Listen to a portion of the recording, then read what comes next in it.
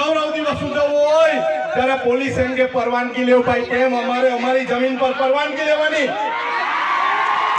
હવે કોઈ પરવાનગી નહીં રસ્તા પર બેસીને જ આંદોલન થશે અને રસ્તા પર બેસીને જ ઉજવણી ઉજવાશે આદિવાસી સમાજની સાથે વિધાનસભામાં લડવાવાળા અમે બે જણા કાફી છે અમને બીજા કોઈની જરૂર નથી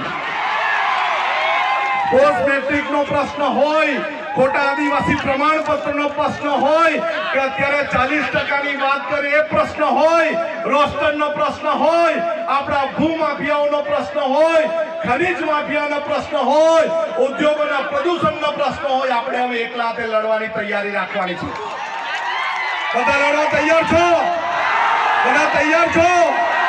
બસ આટલું જ ગરમી પણ ઘણી છે તમે ખૂબ પ્રેમથી મને સાંભળ્યો બદલ સૌનો આભાર જય